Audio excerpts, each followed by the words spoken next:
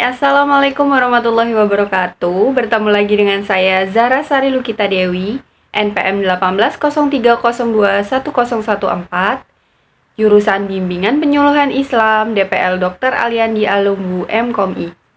Di video kali ini, saya akan sedikit membahas tentang cara terbaik memotivasi anak agar rajin belajar dan giat belajar. Jadi, apa sih motivasi belajar? Motivasi belajar adalah keinginan yang kuat untuk belajar. Seseorang yang memiliki motivasi belajar dapat dikatakan sebagai orang yang memiliki keinginan untuk belajar yang kuat sehingga memberikan usaha-usaha untuk belajar. Nah, tentunya setiap anak memiliki motivasi yang berbeda-beda ya. Ada yang memiliki motivasi yang tinggi, ada yang memiliki motivasi yang rendah. Menurut Ibrahim menyampaikan bahwa ada 5 ciri anak yang memiliki motivasi belajar tinggi. Yang pertama, senang bekerja keras untuk mencapai keberhasilan. Yang kedua, selalu khawatir mengalami kegagalan. Yang ketiga, cenderung bertindak atau menetapkan suatu pilihan yang realistis. Yang keempat, senang berkompetensi yang sehat.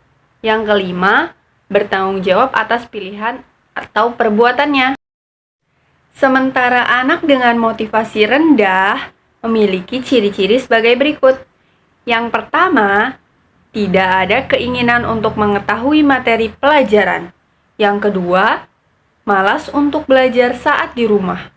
Yang ketiga, tidak peduli terhadap hasil belajarnya, lebih pada nilai dia tidak memperdulikan hasil nilai dari yang ia dapat.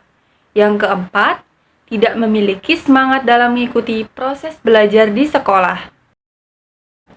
Untuk itu, yuk kita intip bagaimana sih cara memotivasi anak agar rajin dan giat belajar. Yang pertama, ketahui penyebab malas belajar. Si kecil mungkin malas belajar karena disebabkan oleh hal-hal tertentu. Karena itu, mengetahui penyebab si kecil malas belajar bisa membantu mengetahui cara mengatasinya.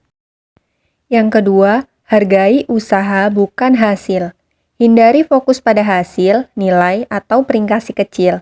Alih-alih fokus pada hal tersebut, Moms perlu memperhatikan segala usaha si kecil selama proses belajar. Hargai segala pencapaian yang telah ia dapat sekecil apapun itu. Dengan begini, si kecil bisa lebih fokus, merasa bahagia, serta termotivasi saat belajar. Yang ketiga, buat agenda dan rutinitas. Rutinitas berperan penting dalam kehidupan si kecil. Oleh karena itu, memiliki agenda belajar yang rutin dapat membantu proses belajar si kecil. Yang keempat, hindari stres. Stres adalah musuh semua orang, termasuk si kecil yang sedang belajar. Maka, bantu si kecil untuk melepaskan stres dengan bermain bersamanya atau menyediakan waktu istirahat, belajar yang menyenangkan.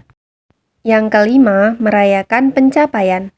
Hargai dan rayakan berbagai pencapaian si kecil, baik yang paling kecil sekalipun. Cara ini merupakan dukungan positif yang bisa menginspirasi dan menantang si kecil untuk semangat belajar. Tapi jangan jadikan hal ini sebagai patokan keberhasilannya. Pastikan perayaan dilakukan dengan penuh makna dan dengan cara yang tepat.